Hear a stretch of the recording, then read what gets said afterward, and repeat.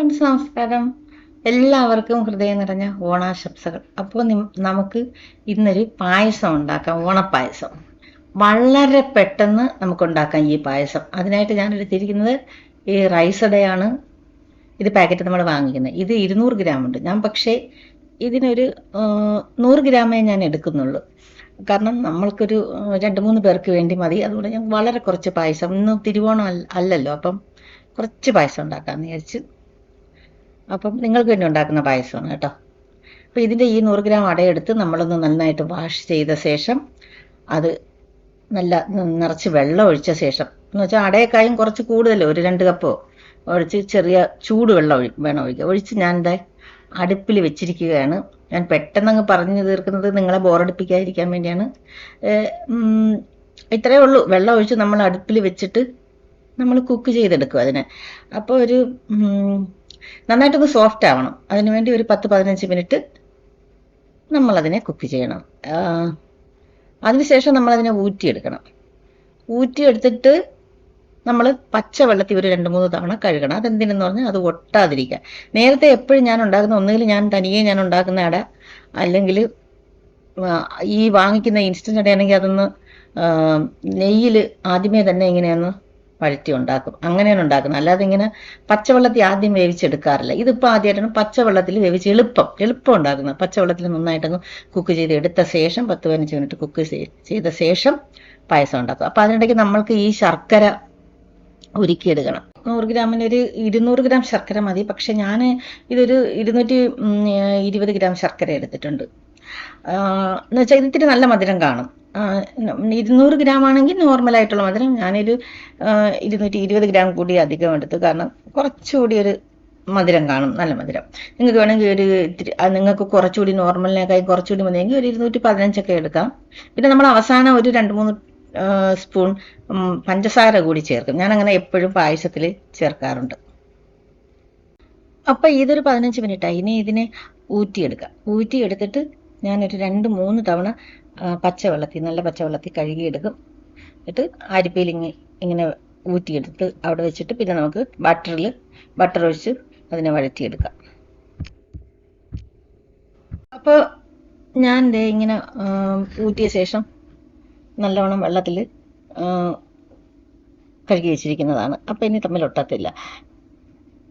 ഇനി നമുക്കൊരു നല്ല കട്ടിയുള്ളൊരു ചരിവോ ഉരുളിയോ എന്തെങ്കിലും എടുക്കാം. എന്താണ് ഉള്ളതെന്ന് വെച്ചാൽ അതിലുണ്ടാക്കാം. 2 ടേബിൾ സ്പൂൺ നെയ്യാണ് ഞാൻ ഒഴിക്കുന്നത്. അതില്ലെന്നുണ്ടെങ്കിൽ ബട്ടർ ചേർക്കാം. ഇത് അമുലിൻ്റെ നല്ല ഗീയാണിത്. ഞാൻ എപ്പോഴും ഇത് തന്നെയാണ് ഉപയോഗിക്കുന്നത്. അപ്പോൾ ഇത് നല്ല ടേസ്റ്റാണ്. അപ്പോൾ ഇത് 2 ടേബിൾ സ്പൂൺ നിറയെ, ഇച്ചിരി ഐസായിട്ടിരിക്കുന്നതിനെങ്കിലും 2 ടേബിൾ സ്പൂൺ നിറയെ ഞാൻ എടുത്തു.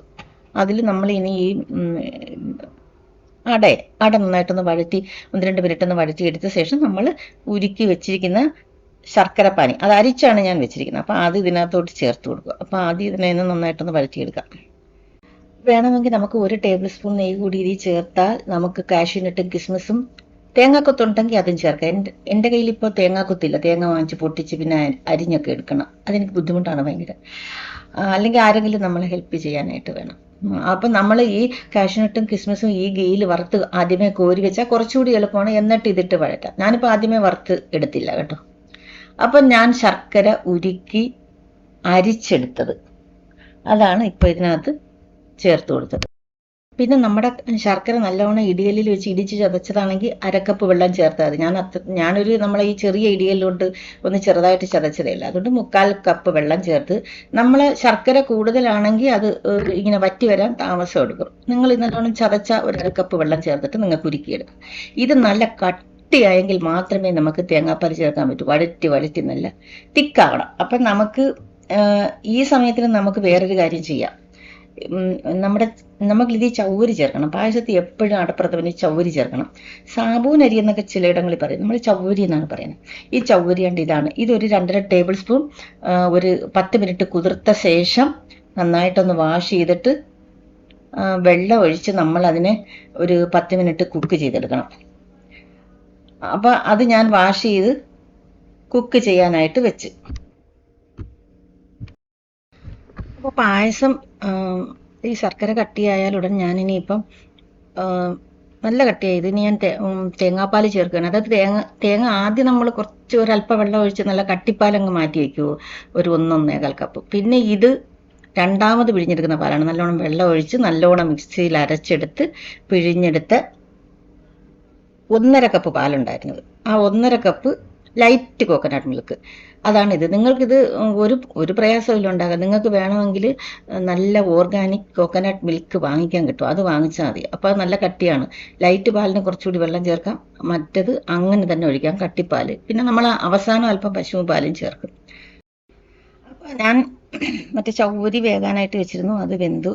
അപ്പം നമുക്ക് ഈ പാല് ചേർത്തതിനോട് ഈ ചൗവരിയും കൂടെ ചേർത്ത് കൊടുക്കാം. അപ്പം ഈ ചൗവരി ഇതിനകത്ത് ഇതിൻ്റെ കൂടെ ചൗവരി കുറച്ചുകൂടെ ഒന്ന് വെന്ത് നല്ല ബൾബ് പോലെയാവും. അപ്പം ഇതും വേവും, ഈ തേങ്ങാപ്പാൽ വറ്റും. അപ്പം നമ്മൾ കുറച്ച് ഇതൊന്ന് വറ്റി കഴിയുമ്പോൾ നമ്മൾ നല്ല കട്ടിപ്പാൽ പിരിഞ്ഞ് വെച്ചിരിക്കുന്ന എടുക്കണം. അപ്പം 3 പാലാണ് ചേർക്കുന്നത്. Thick coconut milk, thin coconut milk, പിന്നെ അല്പം പശുവും പാല്. ഇതൊന്ന് വറ്റപ്പം നമുക്ക് അടുത്ത പാൽ കൂടി ചേർത്ത് കൊടുക്കാം. ആക്ച്വലി ഇത് കേൾക്കുന്ന പോലെ ഒരു ബുദ്ധിമുട്ടുമില്ല. ആകെ വേണമെന്ന അട, ശർക്കര, തേങ്ങാപ്പാൽ, ചൗവരി, ഇത്രയും സാധനം വേണ്ട, 4 സാധനം. എന്നിട്ട് തേങ്ങാപ്പാൽ ആദ്യമേ പിഴിഞ്ഞ് മാറ്റി വയ്ക്കുക.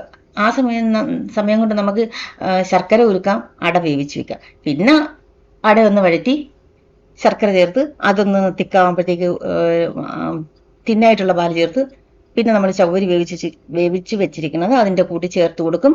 പിന്നെ കട്ടിപ്പാൽ ചേർത്ത് കൊടുക്കും, കുറച്ചുകൂടി കട്ടിയുള്ള പാൽ ചേർക്കും.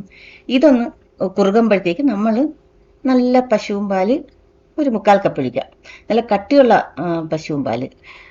അപ്പോൾ അതും കൂടെ ചേർത്ത് കഴിഞ്ഞാൽ പിന്നെ നമുക്ക് ഒന്നുമില്ല. മധുരത്തിന് വേണ്ടി ഞാൻ എപ്പോഴും 2 ടേബിൾ സ്പൂൺ ഷുഗർ, അതൊരു പ്രത്യേകതയാണ്, അതും കൂടെ ചേർക്കും. 2 ടേബിൾ സ്പൂൺ ഷുഗറും ചേർത്തിട്ട്, പിന്നെ എനിക്ക് ബ്രൗൺ ഷുഗറാണ് ഇരിക്കുന്നത്, അപ്പം ഞാൻ അതാണ് ചേർക്കുന്നത് കേട്ടോ. വൈറ്റ് ചേർക്കാം. എന്നിട്ട് പിന്നെ ഏലക്കായും ചുക്കും പൊടിച്ചതും കാഷ്യൂനട്ടും കിസ്മിസും വറുത്തിട്ടത്, ഇത്രയേ ഉള്ളൂ. പായസത്തിന് ഇത്ര കാര്യമേ ഉള്ളൂ, റെഡിയാവും. നമുക്കൊരു അരമണിക്കൂർ കൊണ്ട് ഈ പായസം ഉണ്ടാക്കാം. എല്ലാം അങ്ങ് പ്രിപ്പയർ ചെയ്ത് വെച്ച് കഴിഞ്ഞാൽ പിന്നെ അരമണിക്കൂറിന് റെഡിയാക്കാം.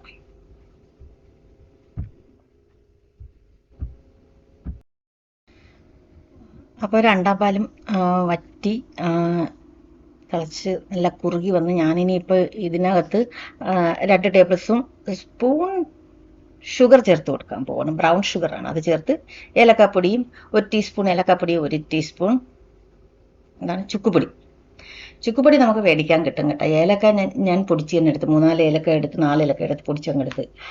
പിന്നീട് നല്ല കട്ടി തേങ്ങാപ്പാൽ, നല്ല കട്ടി പശുവും പാൽ ഒഴിച്ചു കൊടുത്ത് ഒന്ന് ചൂടായി ഓഫ് ചെയ്ത് നമ്മളെ പായസം അപ്പം റെഡിയാകും. ഞാൻ ഈ റവാബി ഫുൾ ക്രീം മിൽക്കാണ് ഒഴിച്ചു കൊടുക്കുന്നത്. അതൊരു കപ്പ് ഒഴിക്കും. അതൊരു കപ്പ് ഒഴിച്ച് കഴിഞ്ഞാൽ നമ്മളൊന്ന് ചൂടാകുമ്പോഴത്തേക്ക് അതങ്ങ് ഓഫാകും. തിളച്ച് അതിങ്ങനെ പിരിഞ്ഞു പോകും നമ്മുടെ പായസം. പിന്നെ അത് തണുക്കുമ്പോൾ അത് നല്ല കട്ടിയാകും കേട്ടോ. അതുകൊണ്ട് നിങ്ങൾ കട്ടിയില്ലെന്നൊന്നും വിചാരിക്കണ്ട. അപ്പോൾ ഇതും കൂടെ ചേർത്ത് ഒന്ന് ചൂടാക്കി ഓഫ് ചെയ്യാം. എൻ്റെ പായസം റെഡിയായി. എല്ലാ കാര്യങ്ങളും ചേർത്തു. ഇപ്പോൾ ഒരു അല്പം ലൂസുണ്ട്. ഇത് കുറച്ചുകൂടി കഴിയുമ്പോൾ നല്ല കട്ടിയാവും. അപ്പോൾ എല്ലാവരും ഇത് ട്രൈ ചെയ്യണം. നിങ്ങൾക്ക് തീർച്ചയായും ഇഷ്ടപ്പെടുമെന്ന് ഞാൻ ഉറപ്പ് തരുന്നു. എല്ലാവർക്കും ഹൃദയം നിറഞ്ഞ ഓണാശംസകൾ.